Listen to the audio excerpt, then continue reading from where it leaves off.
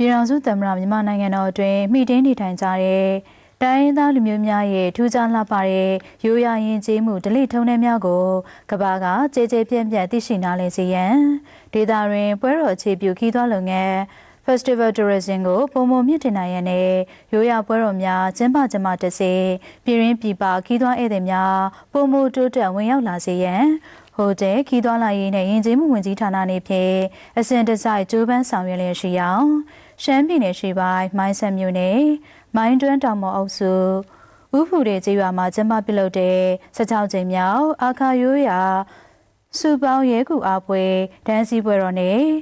ဥဖူတွေကျေးရွာတည်ခြင်းနှစ်30ပြည့်ခမ်းနားကိုဟိုတယ်ခီးသွွားလာရေးနဲ့ယဉ်ကျေးမှုဝန်ကြီးဌာနပြည်ထောင်စုဝန်ကြီးဦးမောင်မြင့်တက်ရောက်ပြီးအဖွင့်အမှာစကားပြောကြားပါရယ်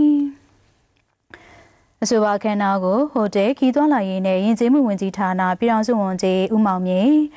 ရှမ်းပြည်နယ်ဝန်ကြီးချုပ်ဦးဆိုင်ထိန်ဆိုတွေ့ကန်ဒေသတိုင်းစစ်ဌာနချုပ်တိုင်းမူ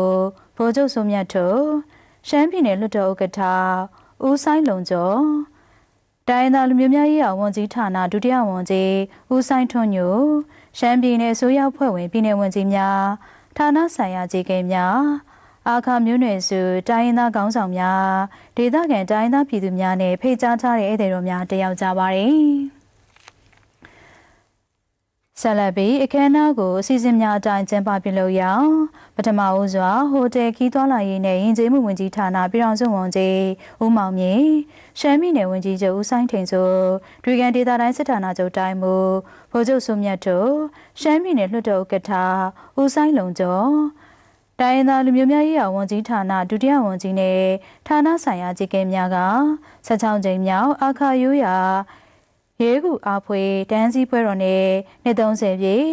ဥဖူတွေကျေးရွာတည်ခြင်းထိမ်မှတ်ကွန်ကရစ်ရင်ပြင်နဲ့လမ်းတို့ကိုဖဲကျိုးဖြတ်ဖွင့်လှစ်ပေးပြီးဒန်းစီပွဲတော်မင်္ဂလာခမ်းနားကိုစတင်ဖွင့်လှစ်ပေးပါတယ်။အဲဒီနောက်ရဲကူအားဖွေဒန်းစီပွဲတော်နဲ့ဆက်လင်းပြီးအာခါတိုင်းရင်းသားအကြီးအကဲကရှင်းလင်းတင်ပြကောင်တန်းတော်ကိုအခါရိုးရာဓလေ့ထုံးတမ်းတဲ့အညီမင်္ဂလာပြုစီးနေပါတယ်။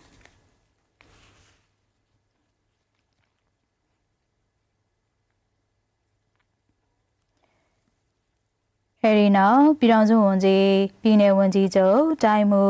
ပြည်နယ်လွှတ်တော်ဥက္ကဋ္ဌဒုတိယဝန်ကြီးနဲ့ဌာနဆိုင်ရာတာဝန်ရှိသူများကဥဖူတွေကျေးရွာတည်ခြင်းနှစ်30ပြည့်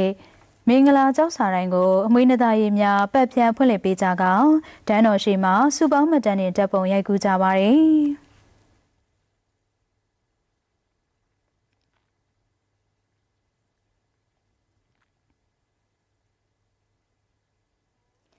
အဲဒီနောက်ဟိုတယ်ခီးသွွားလာရေးနဲ့ယဉ်ကျေးမှုဝန်ကြီးဌာနပြည်ထောင်စုဝန်ကြီးဦးမောင်မြင့်ကအမှာစကားပြောကြားရမှာမိမိတို့မြန်မာနိုင်ငံဟာတိုင်းရင်းသားညီကိုမောင်နှမများစူးစီးမိတင်းနေထိုင်တဲ့နိုင်ငံဖြစ်တဲ့အတွက်တိုင်းရင်းသားအသီးသီးရဲ့ကိုယ်ပိုင်ယဉ်ကျေးမှုစရိုက်ဝတ်စားဆင်ရင်မှုအစားအစာနဲ့ဘာသာစကားများကိုအပြန်အလှန်တန်ဖိုးထားထိန်းသိမ်းကြရန်လိုအပ်ပါကြောင်းဒါအပြင်နိုင်ငံတော်နဲ့ပြည်내ဆိုရနေဖြင့်တိုင်းသားများရဲ့ထူးခြားလေးနက်တဲ့ပွဲတော်များကိုဖော်ထုတ်မြင့်တင်ပေးလျက်ရှိရမှတဆင်နိုင်ငံတကာခီးသွွားများသိရှိပြီးတိုင်းသားများနဲ့ဓာတ်ရိုက်ထိတွေ့ခွင့်ရရှိကာယဉ်ကျေးမှုဆိုင်ရာဘုဒ္ဓတာများတိုးပေါ်လာမှာဖြစ်တယ်လို့ဒေသခံလူထုအတွက်လည်းခီးသွွားလုပ်ငန်းနဲ့ဆက်ဆက်တဲ့အလုပ်ကိုင်းခွင့်လန်းများနဲ့ဝင်ငွေများတိုးတက်ရရှိလာကောင်လူနေမှုအဆင့်တန်းမြင့်မားရန်နဲ့စီးရင်မှုရော်နယ်ပပျောက်စီရန်အတွက်အခွင့်အလမ်းကောင်းများရရှိမှာဖြစ်ပါကြောင်းရှမ်းပြည်နယ်ရှေ့ပိုင်းဒေသဟာတရုတ်လာအိုထိုင်းနိုင်ငံတို့နဲ့နယ်နိမိတ်ထိစပ်နေတဲ့ပထဝီဝင်အနေအထားအရအိန္ဒိချင်းထိုင်းနိုင်ငံသားခီးသွွားဧည့်သည်များအများဆုံးလာရောက်လည်ပတ်ကြတဲ့ဒေသတစ်ခုဖြစ်ပါကြောင်းအခုလိုတိုင်းရင်းသားရိုးရာယဉ်ကျေးမှုပွဲတော်ကိုကျင်းပဆောင်ရွက်ခြင်းဖြင့်တိုင်းရင်းသားအသီးသီးတို့ရဲ့ရိုးရာယဉ်ကျေးမှုဓလေ့များကိုဖော်ထုတ်နိုင်ုံသာမကနိုင်ငံရဲ့ခီးသွွားလုပ်ငန်းဖွံ့ဖြိုးတိုးတက်ရေးအတွက်ပါတစ်ဆက်တည်းဆောင်ရွက်သွားနိုင်မှာဖြစ်ပါကြောင်းပြောကြားပါရယ်အဲဒီနောက်ရှမ်းပြည်နယ်ဝန်ကြီးချုပ်ဦးဆိုင်ထိန်ဆိုတွေ့ကန်ဒေသတိုင်းစစ်ဌာနချုပ်တိုင်းမူဗိုလ်ချုပ်စိုးမြတ်ထွန်းနဲ့တိုင်းသားလူမျိုးများရေးဝန်ကြီးဌာနဒုတိယဝန်ကြီးဦးဆိုင်ထွန်းညိုတို့ကအမှားစကားများအသီးသီးပြောကြားကြပါရယ်အဲဒီနောက်ဥဖူတွေကျေးရွာနဲ့ဆက်လင်းနဲ့ရဲရွာသမိုင်းချောင်းနဲ့အချက်လက်များကိုရှင်းလင်းတင်ပြခြင်းစီစဉ်ကိုပြုလုပ်ပြီး အာခါတိုင်းရင်းသားအကြီးအကဲကကျေးဇူးတင်နှုတ်ခွန်းဆက်စကားပြောကြားကောင်ရဲကူအားပွဲဒန်းစီပွဲတော်အထိမ်းမဲ့ဂါရဝလက်ဆောင်များပေးရခြင်းအာခါမျိုးသားစာပေနဲ့ယဉ်ကျေးမှုဖွဲ့ရဲ့ယဉ်ကျေးမှုအကအလှဒေသနာများဖြင့်တင်ဆက်ခြင်းတို့ကိုဆောင်ရွက်ကြပြီးစုပေါင်းမှတ်တမ်းနဲ့တပ်ပုံရိုက်ကူးကြပါတယ်